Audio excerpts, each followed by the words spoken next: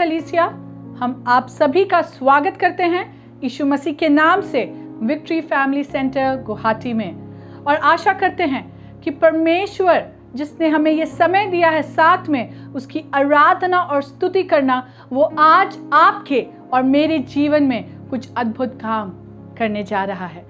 आइए हम जब उसकी उपस्थिति में आते हैं, अपने अपने हृदय को तैयार कर ले, अपने मनों को तैयार कर ले, ताकि आज हम जब परमेश्वर की आवाज़ को सुनते हैं, हम एक संकल्प ले ले कि आज उस आवाज़ को सुनकर हम अपने जीवन को बदलेंगे। सो कलीसिया, आइए हम अपने आप को तैयार करते हैं। ये समय आप और हम मिल करके मध्यस्थता की प्रार्थना करेंगे। बहुत ज़रूरी है कि कलीसिया आज उस कार्य को कर सके जिसके लिए परमेश्वर ने उसे बुलाया है। आइए हम मिल करके मध्यस्थता की प्रार्थना करें। प्यारे परमेश्वर, हम आपकी उपस्थिति में आते हैं। प्रभु, हम धन्यवाद देते हैं आज का समय जो आपने हमें दिया है। प्रभु, कितने ही लोग हैं जो आज का दिन नहीं देख पाए और सो गए प्रभु, लेकिन प्रभु आपने हमें जगाया है हमारे नींद से। आपने हमें तंदुरुस्त रखा है, इस लायक रखा है प्रभु कि हम आपकी उपस्थिति में आ सके और आपकी आराधना और स्तुति और जय जयकार कर सके। हम धन्यवाद देते हैं परमेश्वर पिता। ये समय प्रभु हम अपने देश के लिए प्रार्थना करते हैं प्रभु, और मांगते हैं कि प्रभु ये मौजूदा हालातों से प्रभु आप ही है जो हमें बचा सकते हैं और छुटकारा दे सकते हैं। हम अपने देश में प्रभु ये जो महामारी फैल रहा है प्रभु, उसको आपके हाथ में सौंपते हैं। हम धन्यवाद देते हैं प्रभु कि आप हमारी प्रार्थनाओं को सुनते हैं प्रभु, और आप कार्य कर रहे हैं प्रभु। ये जो नया वायरस का जो संक्रमण हो रहा है उसको भी आपके हाथ में सौंपते हैं। ये जो ब्लैक फंगस है और जो अलग अलग तरह का जो फंगस आया हुआ है प्रभु, ये सब बीमारियों को प्रभु हम आपके नाम से प्रभु आज्ञा देते हैं कि वह हमारे बीच से चला जाए। प्रभु हम मांगते हैं आपसे हमारे कलीसिया के हर एक सदस्य के साथ होना प्रभु। हर वो जन जो आज प्रभु हमारे साथ यहाँ जुड़ा है और शामिल है प्रभु, उनको प्रभु आप आशीषित करना। और प्रभु हर एक कलीसिया जहाँ कहीं भी आज आपके नाम से प्रभु जिस भी प्रकार से आज एकत्रित होकर मिल रहे हैं प्रभु, आपकी उपस्थिति उनके बीच में हो प्रभु। आपका कार्य, आपका राज्य प्रभु हमारे बीच में आए। हम ये समय आपके हाथ में सौंपते हैं प्रभु। हमारा ये सभा आज का आपके हाथ में सौंपते हैं प्रभु। आप हमारी अगुवाई करें और प्रभु आप हमारा मार्गदर्शन करें। हम आपके हाथ में प्रभु अपने आप को, हर परिस्थिति को प्रभु, हर वो चीज़ प्रभु जो हमें दूर करता है आपसे प्रभु, वो सब चीज़ों को दूर करते हुए अपने आप को समर्पित करते हैं। आप हमें लीजिए प्रभु और हमें बनाइए। जैसे एक कुम्हार मट्टी में कार्य करता है प्रभु, आप अपना कार्य करें। यीशु मसीह के नाम से सौंपते हैं, आमीन।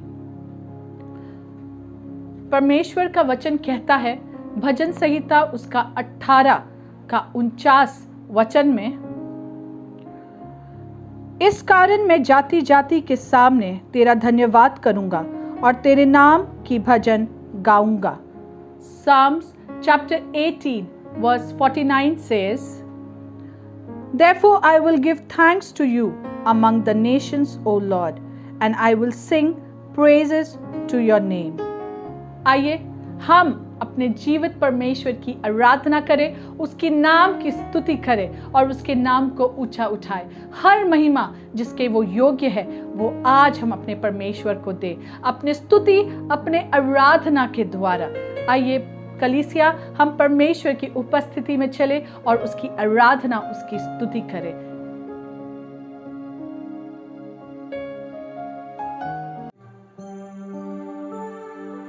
परमेश्वर की आराधना करना बहुत ही उत्तम बात है। आइए कलीसिया, हम मिल करके हमारे परमेश्वर की आराधना करें, उसकी स्तुति करें। It is a good thing to give praises unto the Lord.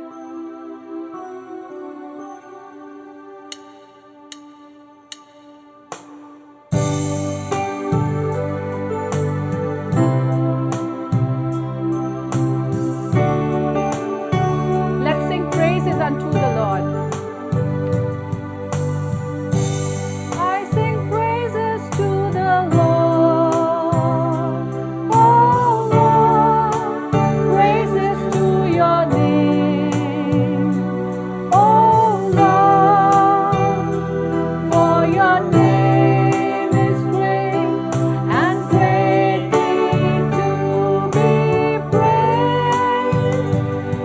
glory to your name. Glory to your name. Oh Lord, glory to your name. Oh Lord, for your name is great and greatly to be praised. आइए हम फिर से इस गीत को गाएं. I sing praises to your name. Oh Lord, praises to your name. Oh Lord, for your name is great and greatly to be praised. I give glory to your name. Oh Lord, glory to your name. Oh Lord, for your name is great and greatly to be praised. आइए एक बार फिर हम इस गीत को गाएंगे. I sing praises to your name. अपने अपने हाथ को उठाकर. Oh Lord, praises to your name. Oh Lord, for your name is great and greatly to be praised. I give glory to your name. Oh Lord, glory to your name. Oh Lord, for your name is great and greatly to be praised. For your name is great and greatly to be praised. Yes, Lord Jesus, we give you glory, we give you praise. We honor your name, O Lord, for your name is great and to be greatly praised. हम आपकी आराधना, आपकी स्तुति, आपकी जय जयकार करते हैं प्रभु. आपके नाम को ऊंचा उठाते हैं क्योंकि आपका नाम महान है और हर आदर और महिमा के योग्य है. ओ हालेलुया प्रभु, धन्यवाद देते हैं. Yes Lord, we sing praises unto you God. We bow down in your presence, O God, for you deserve every devotion from us. हमारी हर एक आराधना के प्रभु आप योग्य है. हम आपकी उपस्थिति में प्रभु आते हैं और अपने आप को प्रभु दीन बनाते हैं.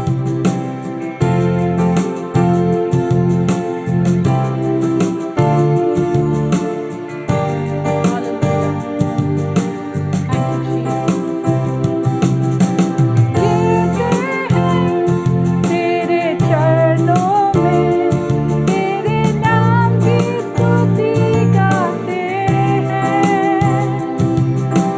महिमा से तू भरा हुआ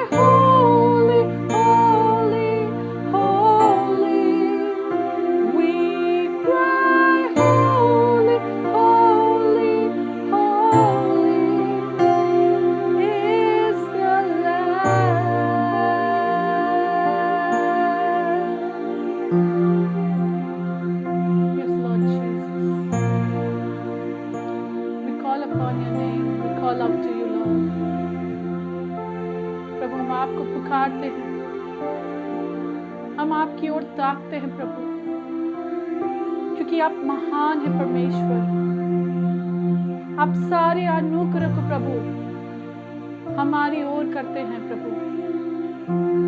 प्रभु आपका वचन कहता है कि आप सामर्थी है हमारे हर विनती, हमारे हर समझ से कहीं ज्यादा हमें आशीषित करने के लिए। आप हमारे जीवन की हर जरूरत के लिए प्रभु, हमारे जीवन के हर परिस्थिति के लिए प्रभु आप काफी है। हम धन्यवाद देते हैं, हम धन्यवाद देते हैं प्रभु।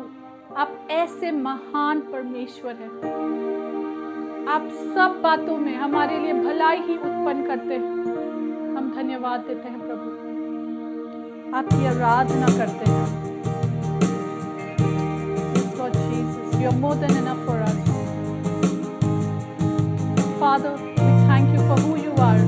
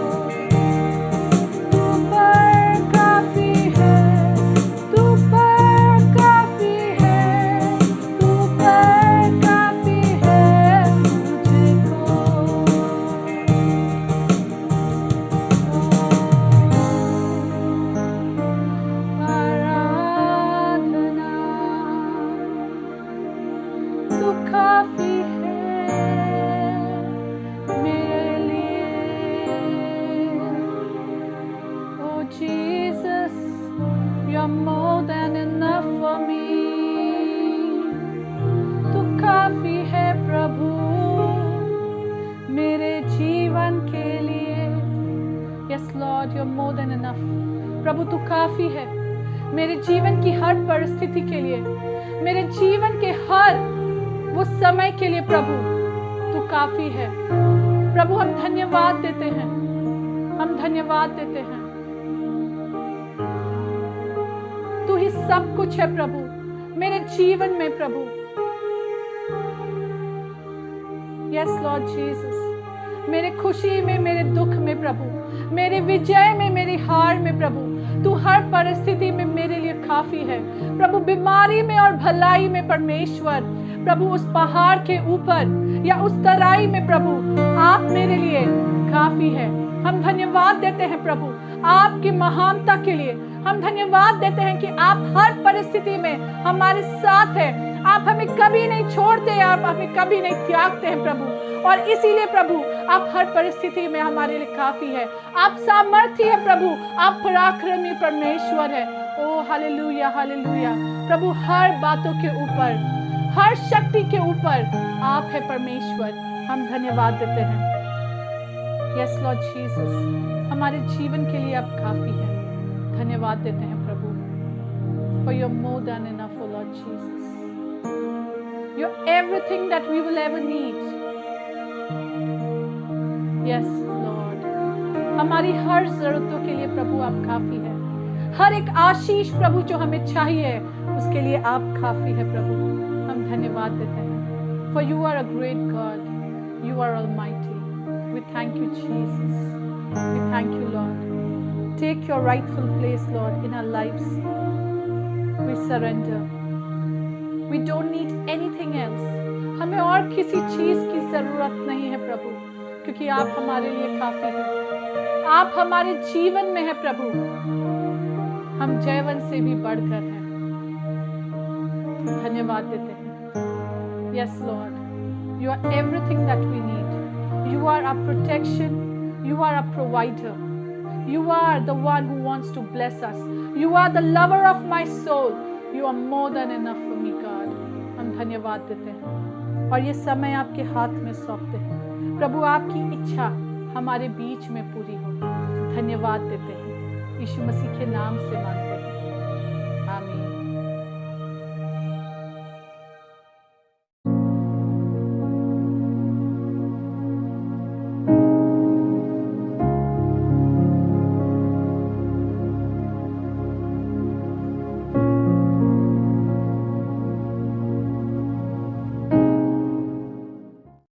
Good morning, hallelujah church. फिर से एक बार परमेश्वर को हम धन्यवाद करते हैं। I thank God for this opportunity to bring the living word of God. परमेश्वर के जीवित वचन को लाने के लिए फिर से आज इस अवसर परमेश्वर फिर से हमारे जीवन में देने के लिए प्रभु को धन्यवाद करते हैं। परमेश्वर को आराधना करना कितना भला बात है। परमेश्वर के नाम को महिमा हो। हम परमेश्वर में आनंदित हैं आज सुबह, क्योंकि परमेश्वर ने हमें जीवित रखा और उसके वचन सुनने के लिए, उसको आराधना करने के लिए ऐसे अवसर हमारा जीवन में फिर से लाया है। ये केवल परमेश्वर का अनुग्रह है। सो आइए परमेश्वर के वचन में जाने से पहले कलीसिया हम लोग प्रार्थना करेंगे, उसके बाद हम लोग परमेश्वर का वचन सुनेंगे। आइए प्रार्थना करेंगे। हालेलुया। पिता परमेश्वर, हम धन्यवाद करते हैं तेरे उपस्थिति के लिए। इस समय में प्रभु आपके वचन को सुनने के लिए हम अपना आप को तैयार करते हैं प्रभु। हमारा मन को, कानों को, आंखें को छू ले प्रभु, और होने दे कि आज सुबह आपका बातों को हम सुन पाए प्रभु जी, ताकि हम आपका वचन का अनुसार अपना जीवन चलने पाए प्रभु। आए हुए सभी को आपका नियंत्रण में लाते हैं प्रभु। आपका पवित्र आत्मा हमसे बात करे, यीशु के नाम से प्रार्थना करते हैं, आमीन। आए हम सबसे पहले बाइबल पढ़ेंगे। एस्तर की किताब 4:14 फिर से एक बार पढ़ेंगे। For if you remain silent at this time, relief and deliverance for the Jews will arise from another place, but you and your father's family will perish. And who knows but that you have come to your royal position for such a time as this.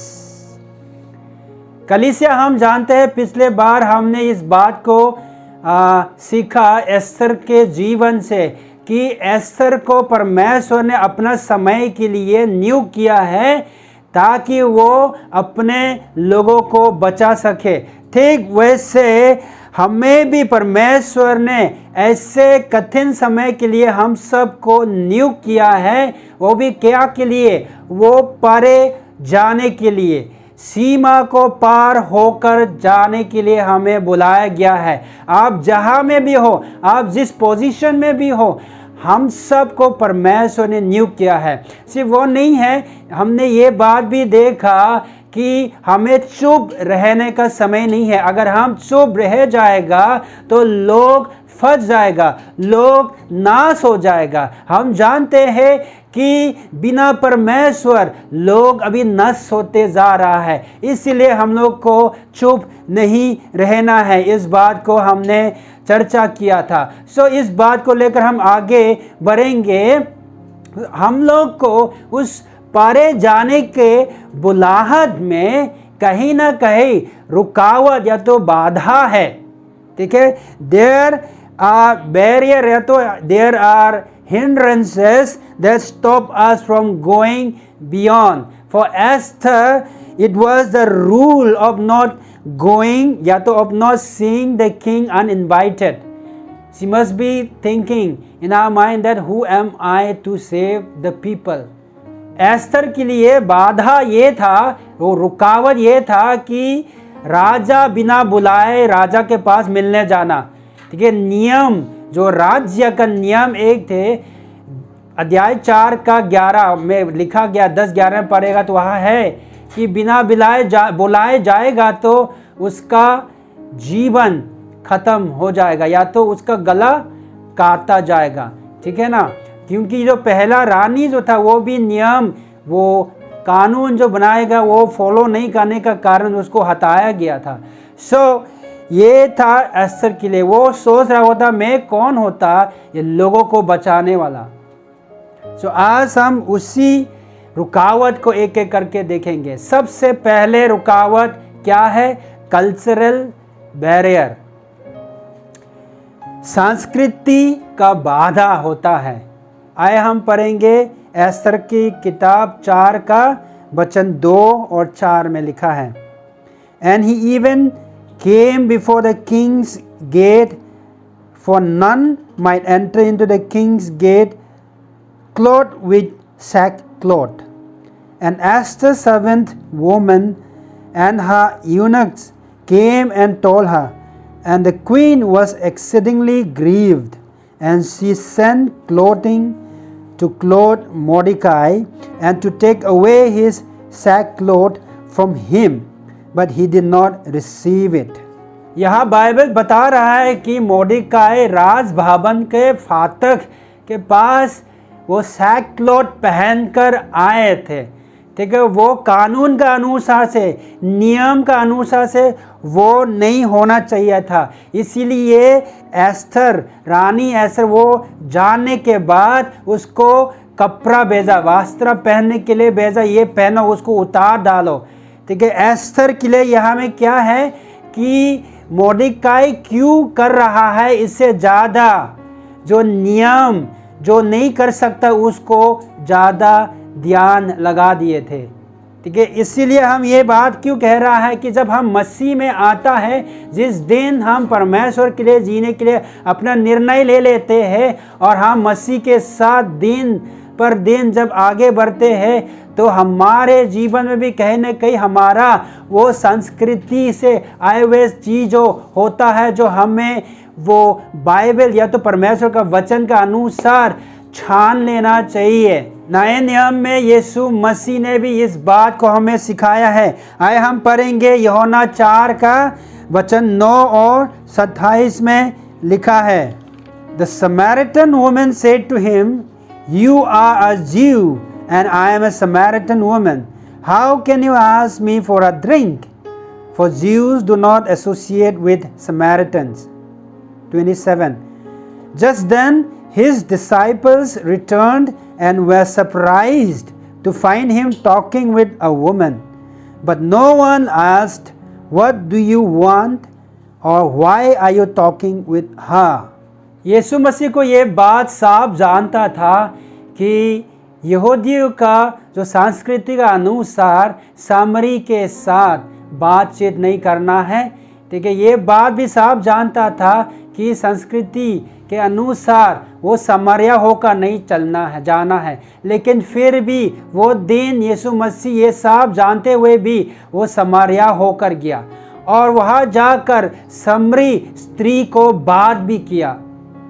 और उसके चेले वापस आकर देख कर वो लोग को हैरान हो गया, क्योंकि आज तक कोई नहीं किया, किसी ने नहीं किया वो बात, वो कामों को यहाँ यीशु मसीह कर रहा है। वो कल्चर को वो तोड़ दे रहा है, उस पारे होकर जा रहा है। यीशु मसीह ये जानता था कि वो आए सब प्रकार के लोगों के लिए। परमेश्वर जगत को प्रेम किया। परमेश्वर ने सिर्फ एक जाति को प्रेम नहीं किया, हर एक लोगों को प्रेम किया है। इसीलिए यीशु मसीह जानता था कि ये सामरी लोग भी परमेश्वर का अनुग्रह का आवश्यकता है। इसीलिए वहाँ गया और वो बात कर रहा है, वो भी पुरुष को नहीं है, स्त्री को, एक स्त्री को, और वो भी सामरी स्त्री को, जो यहूदियों लोग घिन करते थे। सामरी के लोग जो खाता पीता वो बर्तन में अगर जितना साबुन लगा के धो दो फिर भी वो लोग नहीं खाता है। ऐसे कल्चर था। तब भी यीशु मसीह ने जाकर इस स्त्री को बात किया। क्या होता उस दिन अगर यीशु मसीह ये स्त्री को इग्नोर कर देते? क्या होता अगर यीशु मसीह उस दिन कभी वो समरिया होकर नहीं जाता? तो आज वो नगर परमेश्वर को नहीं जानता होता। लेकिन हम जानते हैं कि यीशु मसीह क्योंकि गया, वो कल्चर, वो संस्कृति को तोड़कर वो अपना कार्य किया, उसके द्वारा वो नगर में बहुत से लोग परमेश्वर में आया है। लिखा है, हम पढ़ेंगे यूहन्ना 4 का वर्स 39 और 42 में वहाँ मेंशन है, Many of the Samaritans from that town believed in him because of the woman's testimony. He told me everything I ever did. 42 में they said to the woman, We no longer believe just because of what you said. Now we have heard from ourselves and we know that this man really is the Savior of the world. Hallelujah church. So यहाँ में ये लोग गवाह दे रहा है कि हम भी अब जान गया कि यीशु मसीह जगत का उद्धार करता है। ये क्या का कारण है? वो स्त्री का गवाही के द्वारा। ये स्त्री ने जाकर अपना नगर में, अपना लोगों के बीच में जाकर गवाही दिया कि यीशु मसीह उद्धार करता आ गया है। अगर यीशु मसीह वो कल्चर का अनुसार, वो संस्कृति का अनुसार चलकर अपना आप को उसमें लिमिट कर देते तो आज ये नगर बचा नहीं जाता। लेकिन यीशु मसीह ने ऐसा नहीं किया। सिर्फ वो नहीं है, अगर प्रेरितों का काम में जो पढ़ेगा तो 10 का 1 से अगर पढ़ेगा तो वहाँ में भी पतरस और कॉर्नेलियस का कहानी है। कॉर्नेलियस का घर में पतरस जाने का बारे में एक विजन आया था। कल्चरल बैरियर इतना स्ट्रॉन्ग हो गया था कि वो विजन, वो दर्शन 3 बार पतरस के पास आना पड़ा। सो पतरस वो दर्शन देखने के बाद कॉर्नेलियस का घर से लोग भेजा गया था जाके सुसमाचार सुनाने के लिए। हम जानते हैं, बाइबल वहाँ लिखा है कि जब पतरस गया तो वहाँ में कॉर्नेलियस सिर्फ अकेला नहीं, लेकिन अपना रिलेटिव्स, रिश्तेदार, बहुत से लोग को जमा करके रखा था और वहाँ में जाकर सुसमाचार सुनाया। परमेश्वर को बहुत से लोगों ने स्वीकार किया। अगर पतरस ये सुन के और इस संस्कृति का अनुसार चलते हुए, नहीं हमको अन्य जाति का घर में नहीं जाना है, वो जेंटाइल से हम जाना नहीं है, ये मना है, अगर वहाँ रोक देता तो क्या होता? आज वो काम जो कॉर्नेलियस का घर में हुआ है वो कभी नहीं होता। इसीलिए हमें उस कल्चरल बैरियर को भी हम पार करके जाना है। हम जब प्रभु में आते हैं तो हम जानते हैं कि हमारा संस्कृति भी साथ साथ आते हैं, तो उसको हम लोग को देखना है। परमेश्वर का वचन, बाइबल जो है, हम लोग के लिए वो छन्नी जैसा है, ठीक है ना। कई बार हम इस बात को कहता है, जब आप स्पेक्स पहनते हैं तो हम पावर स्पेक पहनता है तो इसको पहन जाता है तो अलग से देखते हैं। तो ठीक वैसे परमेश्वर के वचन ये है, हमारा अनुभव हो सकता है, हमारा संस्कृति हो सकता है, हमारा परंपरा हो सकता है, हमारा रीति रिवाज हो सकता है, वो सब चीज़ जो है क्या परमेश्वर के वचन का अनुसार है कि नहीं, क्या परमेश्वर के वचन के अनुसार हम देख रहा नहीं, ये चीज़ों को हम लोग को देखना आवश्यकता है। हमारे जीवन में ऐसे रुकावट, ऐसे बाधा बहुत से आएगा, लेकिन परमेश्वर का वचन का अनुसार हम लोग को उसको छानना है। परमेश्वर का राज्य का जो संस्कृति जो है क्या है, उसका वचन है, इसीलिए हम लोग को उसका वचन का अनुसार चलना है। सिर्फ वो नहीं है, हमें एक और बाधा भी आता है, वो है रिलीजियस बैरियर, धार्मिकता या तो धार्मिक का बाधा भी होता है। आप सोच रहे होगा ये क्या है। हम कई बार गॉस्पेल जो सुसमाचार, 4 सुसमाचार जब पढ़ेगा तो कई बार वहाँ में वर्णन है, यीशु मसीह जब भी सब्बात का दिन किसी न किसी को मदद करके चंगाई करते हैं, तो चंगाई करने के बाद कहीं ना कहीं वो धार्मिक का जो अगुवा लोग, खास करके जो फरीसी लोग के लिए प्रॉब्लम्स हो जाता है। वो लोग वो व्यवस्था को लेकर बात करते हैं कि आप जो कर रहे हैं क्यों कर रहे हैं, ये व्यवस्था का विरोध है।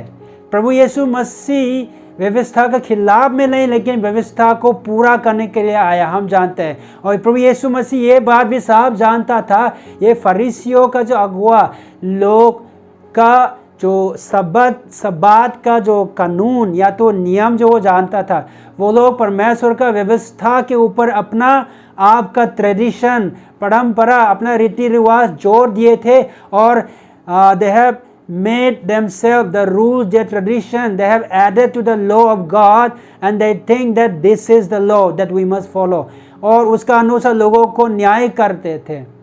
सो यीशु मसीह यहाँ में वो सब्बात का दिन जो चंगाई कर रहा है, तो क्या कर रहा है, वे लोग का जो पखंड या तो पखंडी को जो दिखाने के लिए या तो बताने के लिए ये हो रहा है। उसने ये भी पॉइंट आउट किया कि अगर आपका नियम में सब्बात का दिन जो जानवर को बचाने के लिए, जानवर को खोलने के लिए अगर नियम है, तो क्यों मनुष्य को बचा नहीं पा रहा है, क्यों मनुष्य का भलाई के लिए काम नहीं कर पा रहा है। सब्बात was made for man, not man for the Sabbath. They got stuck in the culture and tradition they have made themselves. वो लोग अपना वो बनाए हुए ट्रेडिशन, वो रीति रिवाज, परंपरा में फंस गए थे। कलीसिया हम कई बार ये फरीसियों के बारे में पढ़ने के बाद, सुनने के बाद सोचता है, बोलता है कि ये कैसे लोग हैं, क्या कर रहा है। लेकिन कहीं ना कहीं इन दिनों में या तो मॉडर्न डेज बैरियर भी ये है कि कलीसिया का अंदर हमारा धार्मिकता जो है, हम सोचता है कि हम अच्छे कर रहे हैं, लेकिन परमेश्वर का अनुसार नहीं चल रहा है। उदाहरण के लिए कलीसिया में कोई भी स्त्री जब प्रचार करते हैं तो हम लोग पहले जज करना शुरू कर देता है कि ये तो स्त्री है, कैसे पुलपिट के ऊपर खड़ा होकर प्रचार कर सकता है, ये तो स्त्री है, कैसे सेवकाई करेगा, ये तो स्त्री है, कैसे लोगों के बीच में प्रचार कर सकता है। क्या ये बाइबल में लिखा है? परमेश्वर ने सबको बुलाया है, सब कोई बराबर है, परमेश्वर का कार्य के लिए सब कोई को बुलाया गया है। हम बतलाना चाहता है कि अगर आज इन दिनों में इसी घड़ी में देखा जाए तो the fastest growing church in the world is in Iran, Iran में है। और अगर आप गूगल करने भी कर लीजिए, वहाँ में शिप अमंग वुल्व्स करके है, उसका आप आर्टिकल पढ़ लीजिए, ठीक है ना। वहाँ के लोग जो ग्रोथ हो रहा है, वहाँ में most of the leaders are of womens. वहाँ का सेवकाई जो है ज़्यादा से ज़्यादा स्त्री लोग चला रहा है, और अभी द फास्टेस्ट ग्रोइंग चर्च है ऑलरेडी। सो ये हम देखना चाहिए कि हम क्या कर रहा है। कई बार हम खुद नहीं करता है और दूसरों को भी करना नहीं देता है। अगर स्त्री है तो क्या हुआ, अगर इस स्त्री के द्वारा लोग प्रभु में आ रहा है तो कितना अच्छा बात है, ठीक है। अगर हम सोचते हैं कि स्त्री सेवकाई नहीं कर सकता है तो पुरुष लोग कहाँ है, पुरुष लोग क्यों नहीं कर रहा है, ठीक है। ना तो हम कर रहा है, ना लोगों करना नहीं दे रहा है। इसीलिए इस बात से हम लोग सीमा को पार होके जाना ज़रूरत है, या तो परे होने का ज़रूरत है। What is a pastor? हम लोग आज का जब पादरी के बारे में सोचते हैं तो until and unless he earn a degree from Bible college he cannot be a pastor। जब तक बाइबल स्कूल जाके बाइबल स्कूल में कोई डिग्री लेकर नहीं आएगा तब पास्टर नहीं है। जब तक वो रेवरेंड का टाइटल नहीं लेगा तो ये नहीं कर सकता, वो नहीं कर सकता। जब तक उसके ऊपर में वो टाइटल नहीं देगा तो किसी को बपतिस्मा नहीं दिला सकता। क्या बाइबल में ये साफ लिखा है? ये रुकावट या तो ये बाधा जो है अभी भी हमारा बीच में हो रहा है। हम एग्जाम्पल दे रहा है, हमारे सीनियर पास्टर इन दिनों में जब प्रभु में बहुत से लोग एक बार आया था तो लगभग 360 लोग जब आए तो एक बार में बपतिस्मा लेना पड़ा, तब वो रीजनल लीडर्स लोग को इस्तेमाल करके बपतिस्मा दिलाया। अगर मान लो कि वहाँ में नहीं सिर्फ सीनियर पास्टर करना पड़ेगा तो हो सकता है 2-3 दिन लग जाएगा वो बपतिस्मा दिलाने के लिए। सो प्रैक्टिकली अगर हम सोचेगा तो यही होता है कि पास्टर जो है वो कौन है। हम परमेश्वर के वचन में देखिए, डिग्री से ज़्यादा हम ये नहीं बोल रहे कि डिग्री कमाना या तो वो बाइबल स्कूल जाना गलत है, बहुत अच्छा बात है, लेकिन हम लोग को उसी में सीमित नहीं रखना है, उसी के पार होके जाना है। कौन परमेश्वर ने बुलाया है, कौन परमेश्वर ने चुना है उसका कार्य के लिए, उसका वचन को प्रचार करने के लिए, उसमें भी हम लोग को जाना पड़ता है। हो सकता है कोई हो जो बाइबल स्कूल नहीं गया लेकिन परमेश्वर ने चुना है अपना जगह में खड़ा होकर प्रचार करने के लिए या तो कलीसिया स्थापित करने के लिए। सोचिए ये 12 चेला अगर आप देखेगा तो वो लोग का जीवन के बारे में पढ़िए, वो लोग साधारण लोग थे।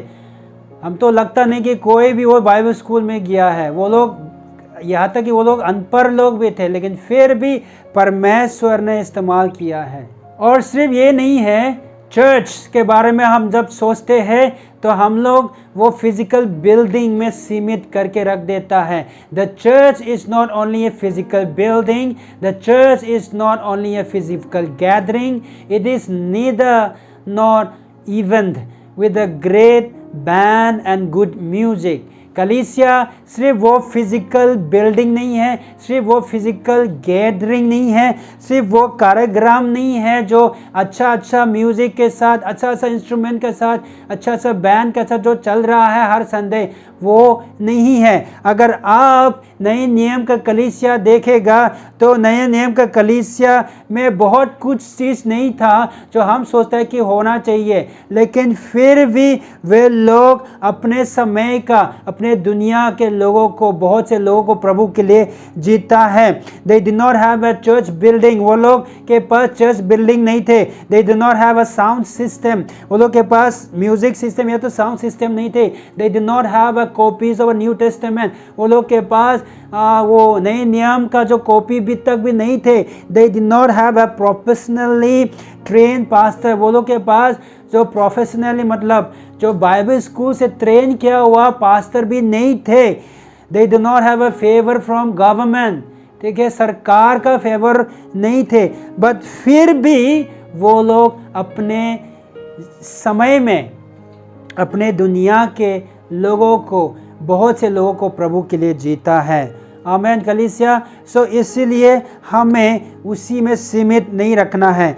The church had grown from a small group of people in Jerusalem two thousands of believers. हम लोग ये बात पिछले सप्ताह में बात किया था कि कलीसिया बहुत छोटा समूह जो कलीसिया जेरूशलेम में थे उनसी से जो हज़ारों में वो लोग बढ़ गया था। सो कलीसिया हम वो सिर्फ 4 कोना का जो बिल्डिंग में हम लोग सीमित नहीं रखना है, हम लोग उसी का बियॉन्ड में, उसी का पारे होकर सीमित को जो पार होकर सोचने का आवश्यकता है। वो लोग के पास क्या थे नए नियम का कलीसिया के पास? देखिए, वो लोग के पास पवित्र आत्मा का सामर्थ्य। They were filled with the Holy Spirit, with the power of the Holy Spirit. They went out witnessing with great courage.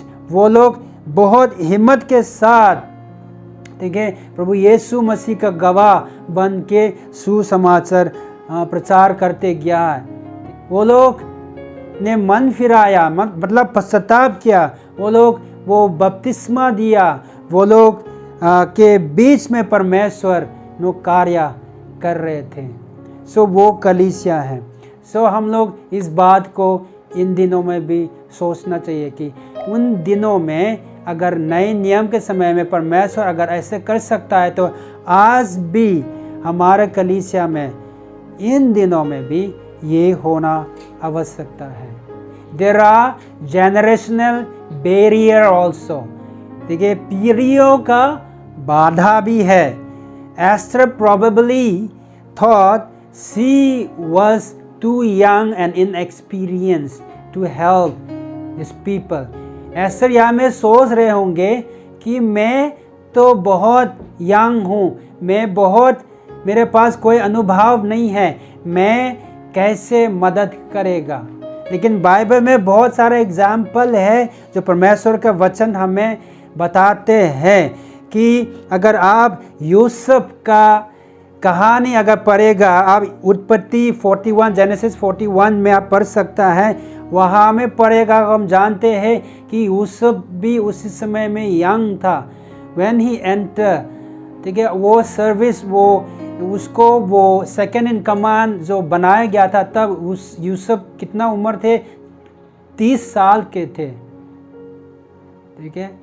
यीशु मसीह भी 30 साल के थे जब सेवकाई, अपना पब्लिक सेवकाई जब शुरू किए थे, तो हम जानते हैं, ठीक है ना। और पौलुस ने तिमोथियस को भी ये कहा था, हम पढ़ेंगे पहले तिमोथियस 4:12 में, Don't let anyone look down on you because you are young, but set an example for believers in speech, in conduct, in love, in faith and in purity. कोई तेरे जवानी को तुच्छ ना समझने पाए, वरन क्या है?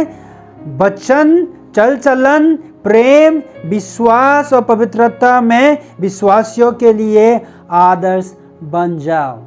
ये पौलुस तिमोथियस को कह रहा है कि आप जवान हैं, उसको लेकर कोई भी आपको तुच्छ ना समझने पाए, क्योंकि परमेश्वर ने आपको चुना गया है। हमें परमेश्वर जब बुलाता है तो हमारा उम्र पर नहीं देखते हैं। आप दाऊद के बारे में देखिए, जब गुलायत को लड़ने के लिए जब आया था तो साउल ने ये कहा था कि you are too young, you can't go and fight. आप पढ़ सकता है, 1 सामुएल 17 में लिखा गया है। लेकिन दाऊद ने ये कहा कि मेरा परमेश्वर मेरे साथ है। यहाँ में आप कितना उम्र है, कितना यंग है, कितना ओल्ड है, उसके ऊपर निर्भर नहीं करता है, परमेश्वर का बुलाहट पर निर्भर करता है। लेकिन हम ये कहता है कि wait till you become 40 before you lead worship, wait till you become 45 और 50 बिफोर यू प्रीच। परमेश्वर को हम धन्यवाद करते हैं कि इन दिनों में कलीसिया में ऐसे 10 साल के बच्चे लोग भी हैं जो डिसाइपल बहुत सीरियसली कर रहा है। हम जानते हैं ऐसे 24-25 साल उम्र के लोग, ठीक है, 60+ लोगों को डिसाइपल कर रहा है। इन दिनों में बहुत सारे जवान को परमेश्वर इस्तेमाल कर रहा है। इसलिए है जवान लोग, हमको तैयार रहना चाहिए। हमें किसी भी तरीक़ा से अपना वो जवानी को परमेश्वर का सेवकाई के लिए इस्तेमाल करना चाहिए। हम परमेश्वर के सेवकाई के लिए खड़ा होना चाहिए, जहाँ में भी हो, चाहे हम लोग कॉलेज में हो सकता है, चाहे हम लोग काम में हो सकता है, चाहे हम लोग स्कूल में हो सकता है। हम परमेश्वर के लिए अपना उम्र को छोड़िए।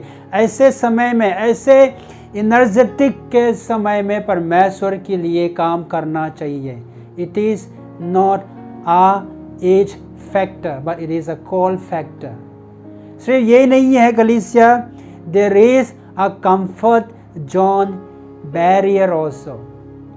ठीक है ना, हमें जो आराम जगह वो कंफर्ट जोन का बाधा भी होता है।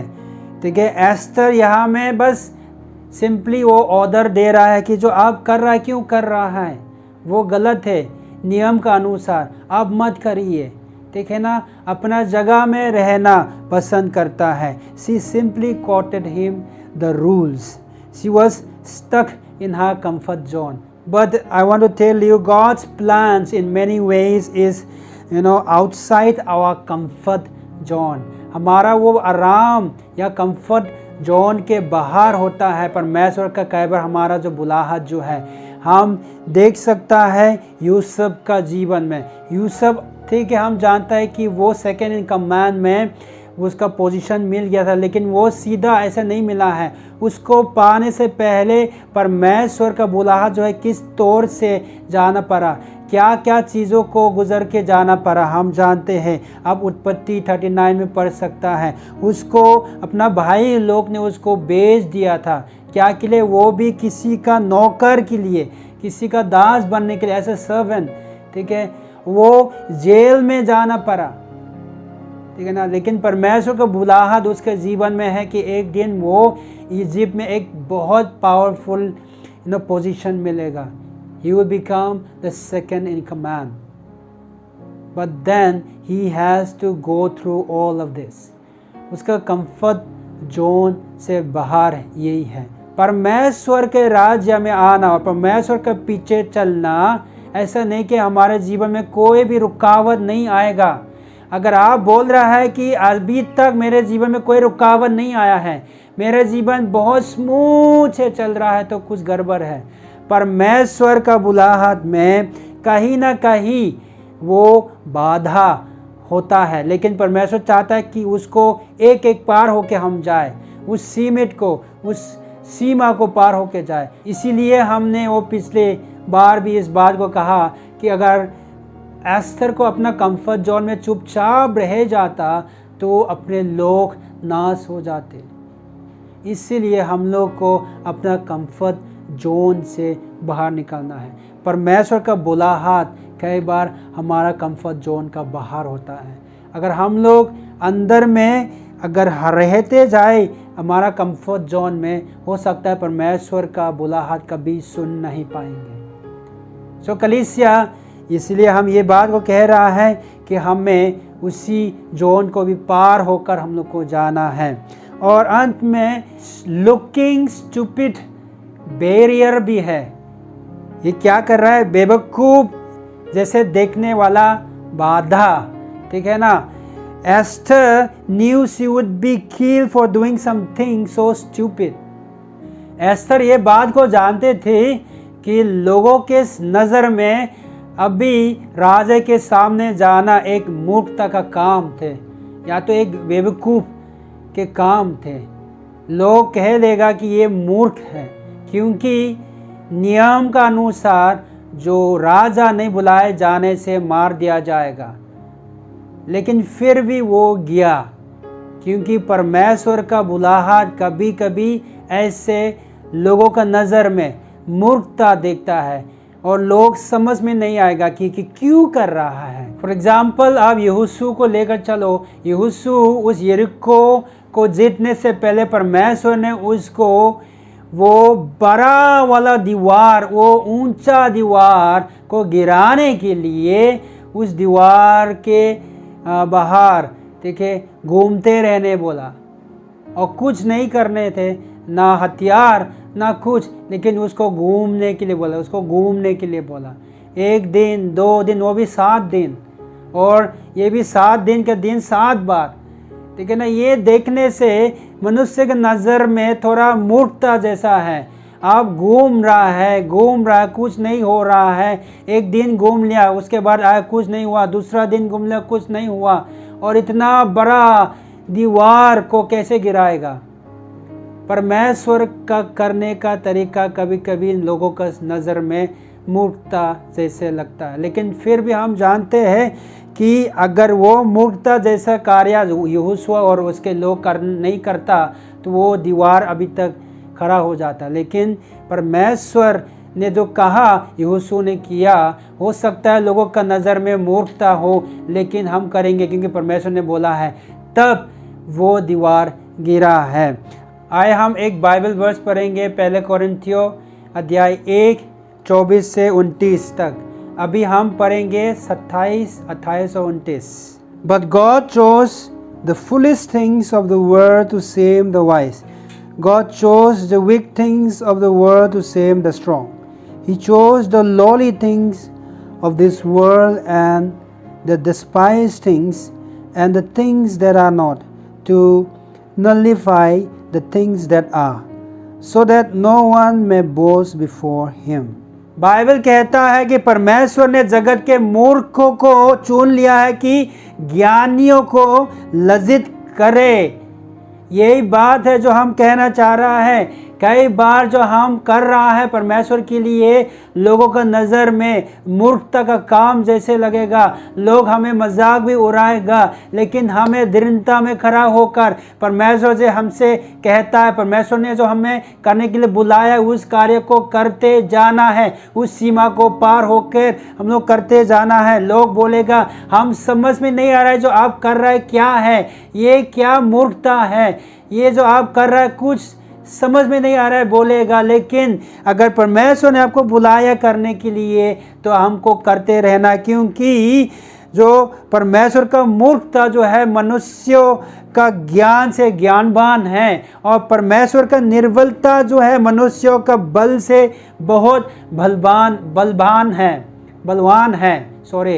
हम कुछ भी नहीं। तो पौलुस भी ये कहता है, हम तो सब में से छोटा, देखिए पापियों, आई एम द लीस्ट, ठीक है, ये कह रहा है। लेकिन परमेश्वर ऐसे लोगों को उठाता है ताकि परमेश्वर दिखा सकता है कि मैं क्या कर सकता हूँ। जब दाऊद उस गुलायत को देखिए मारने के लिए जा रहा था, तो वो पत्थर और वो स्लिंग लेकर गया इतना बड़ा आदमी को मारने के लिए।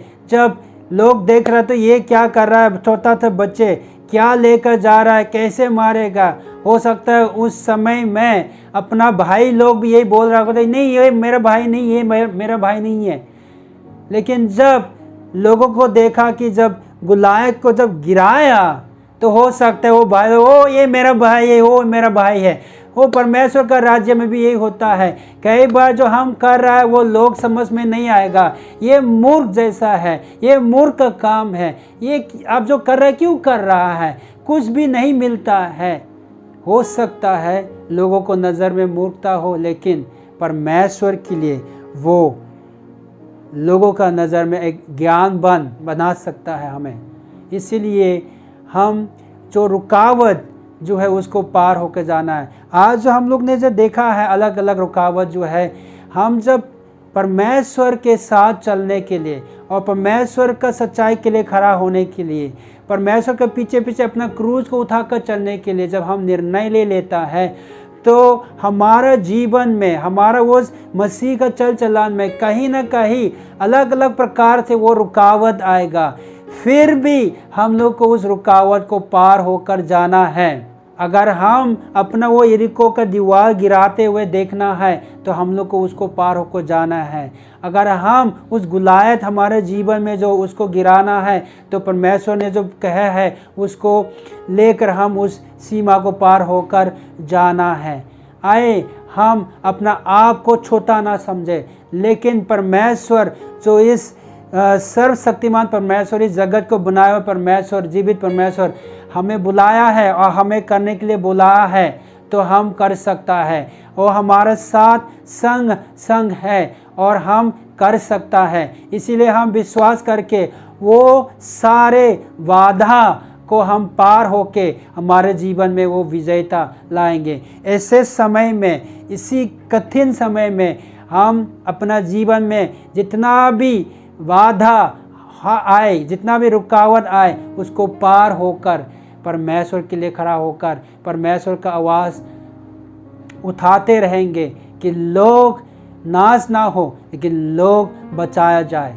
कलीसिया इस बात को आज सुबह हम सब के सामने रखना चाहता है कि हमारे जीवन में कहीं से भी वो रुकावट आ जाए, तो हम ये बात को ना भूलें कि परमेश्वर हमारा साथ है और हम परमेश्वर के साथ उस परे होकर जाने के लिए जब निर्णय लेता है तो परमेश्वर हमें वो विजय भी देगा। परमेश्वर हम सबको आशीष दे इस जीवन में जो परमेश्वर ने हम लोग को करने के लिए बुलाया है, उसमें हम उस सीमा को पार होकर जा पाने के लिए हमें सहायता करे। आज सुबह आए हम प्रार्थना करेंगे, आपका जीवन में अगर कोई भी रुकावट है, आपका जीवन में कोई भी बाधा है जो परमेश्वर का कार्य को रोक रहा है, जो परमेश्वर जो आपको करने के लिए बुलाया उसका काम करने से जो रोक रहा है, आज हम प्रार्थना करेंगे कि हाँ प्रभु, हम जानता है कि तू मेरा साथ है, इसलिए हम उसको पार होकर जाएंगे। हालेलुया। पिता परमेश्वर, हम धन्यवाद करते हैं आज सुबह के लिए प्रभु, आपको उपस्थिति के लिए, आपका जीवित वचन के लिए। प्रभु जी, हम जानते हैं कि तूने हमें ऐसे समय के लिए, ऐसे कठिन समय के लिए हमें नियुक्त किया गया है प्रभु, और उसी कार्य को करने में प्रभु और बहुत सारा रुकावट भी है प्रभु जी, और हम इस रुकावट से हम रोकेगा नहीं प्रभु जी, उस रुकावट के सामने में हम झुकेगा नहीं, लेकिन उसी रुकावट के ऊपर भी हम लोग पार होकर जाएंगे, क्योंकि जब आप हमारा साथ है तो कोई भी हमारे खिलाफ नहीं हो सकता। तूने हमारे लिए प्रभु खड़ा होने के लिए हमें वो वादा किया है, If God be for us, who can be against us? अगर परमेश्वर हमारा साथ है तो कौन हमें खिलाफ कर सकता है। प्रभु जी, हम आज हर एक रुकावट, हर एक बंधन जो हमारे जीवन में है उसको तोड़ देते हैं यीशु मसीह के नाम से। वो विजेता में खड़ा होकर जो आपने हम लोग को करने के लिए जो बुलाए उसको करते हुए वो उस सीमा को पार होने के लिए हम सबको फिर से वो क्षमता, वो सामर्थ से भर दे प्रभु जी। धन्यवाद करते हैं हम सबको बात करने के लिए। हमारा उद्धारकर्ता प्रभु यीशु मसीह के नाम से इस प्रार्थना को मांगते हैं, आमेन। सो कलीसिया, परमेश्वर का धन्यवाद हमसे बातें करने के लिए।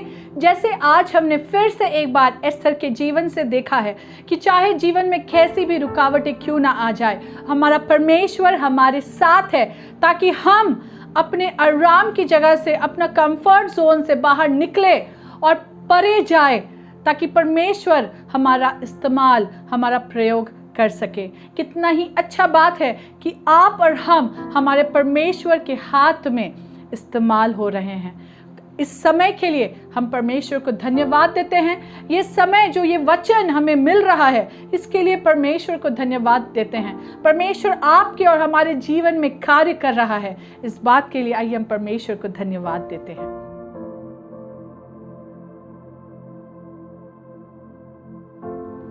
कलीसिया, हम आपको एक बार फिर याद दिलाना चाहते हैं, 4 जुलाई 2021 जो कि अगले रविवार है, हम सबों को एक बहुत ही अच्छा सौभाग्य मिल रहा है कि हमारे बीच में पास्टर दिशान विक्रम रत्ने परमेश्वर का वचन लेकर आने वाले हैं, और साथ ही में सारा VFC इंडिया जो कि हिंदी कॉन्ग्रीगेशन है, वो सब हम लोग मिल करके एक साथ उसकी आराधना करेंगे। और साथ ही में खुशी की बात है कि हम लाइव वर्शिप में हमारे परमेश्वर की आराधना कर पाएंगे। कलीसिया, साथ ही में मैं आपको बताना चाहती हूँ कि आपको एक जूम मीटिंग का लिंक भेजा जाएगा। आप उस मीटिंग के द्वारा सही समय पर या उससे शायद 5 मिनट पहले आप लॉग इन कर लीजिए, और आइए हम एक्साइटेड होकर के, उत्साहित होकर के अपने आप को तैयार करें, अपने मनों को तैयार करें एक इतना सुंदर अवसर जो हमें मिलने जा रहा है उसके लिए। लेकिन साथ ही में हम याद रखें कि अगला रविवार, क्योंकि जुलाई का पहला रविवार है, हम सब एक साथ मिल करके प्रभु की मेज में शामिल होंगे। सो आप अपने अपने घरों में जो भी चीज़ें जो आपको ज़रूरत है, चाहे वो जूस हो, ब्रेड हो, रोटी हो, बिस्किट हो, जो कुछ भी हो, उसको तैयार करके रखें, और आइए हम आनंद के साथ एक मन, एक आत्मा होकर के मिल करके परमेश्वर की आराधना एक साथ करेंगे। सो कलीसिया, ये समय है कि हम आगे बढ़े और अपने परमेश्वर की स्तुति, आराधना दान और दशवांश के द्वारा करें। परमेश्वर का वचन कहता है, धन्य है वो जो हर्ष से देते हैं। सो आइए हम आज हर्ष से देने वाले लोग बने, अपने मुट्ठी को खोल करके देने वाले लोग बने। आइए इससे पहले कि हम दान और दशवांश दें, हम प्रार्थना करेंगे।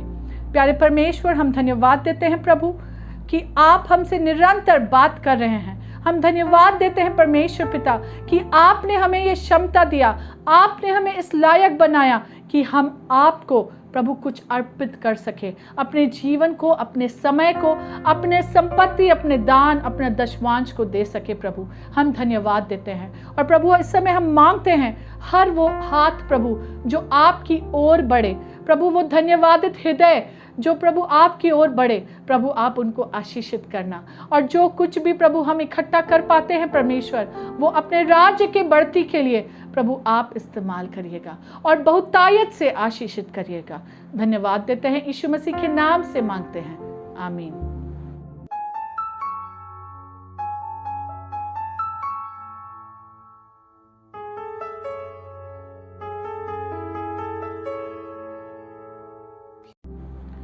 कलीसिया, अगर आप ऑनलाइन अपना दान और दशवांश देना चाहते हैं तो स्क्रीन में अभी जो डिटेल्स आ रहा है उसकी सहायता लेकर के आप ऑनलाइन पे कर सकते हैं। लेकिन अगर आप ऑनलाइन पे नहीं कर पा रहे हैं तो आप वो राशि को इकट्ठा करके अलग रख दीजिए और भाई एलेक्स को इन्फॉर्म कर दीजिए ताकि वो अपना रिकॉर्ड्स मेंटेन करते रहे। कलीसिया, हम आपको बताना चाहते हैं कि हम डिसाइपलिंग कर रहे हैं और हम चाहते हैं कि ये समय जब शैतान परमेश्वर के लोगों को भरमाए, उस समय हम सब परमेश्वर के वचन में स्थिर पाए जाए। और वो स्थिरता के लिए ज़रूरी है कि आप और हम परमेश्वर के वचन के शिष्य बने। सो कलीसिया, मैं आपको उत्साहित करना चाहती हूँ, प्रोत्साहित करना चाहती हूँ, अगर अभी तक आपने डिसाइपलिंग के लिए अपना नाम नहीं दिया है तो आप अपना नाम दीजिए ताकि आप परमेश्वर के वचन में जड़ित हो सके। और साथ में आपको ये बताना चाहती हूँ कि अगर आपके पास कोई भी प्रार्थना का निवेदन है तो आप जो नंबर हमारे स्क्रीन में दिखाया जा रहा है उस नंबर पे हमसे संपर्क करें और हम ज़रूर आपके लिए प्रार्थना करेंगे और हम आपके साथ परमेश्वर के उस कार्य को आपके जीवन में होता हुआ देखेंगे। तब तक परमेश्वर आप सबों को आशीषित करे और आपकी सहायता करे, आपके विश्वास को बढ़ाए ताकि आप अपने जीवन में वो चाहे कैसी भी परिस्थिति, चाहे कैसा भी बाधा क्यों ना हो, उसके परे जा करके परमेश्वर के हाथ में एक यील्डेड वेसल, एक इस्तेमाल करने लायक पात्र बन सके। परमेश्वर आपको बहुतायत से आशीषित करे। जय मसीह की।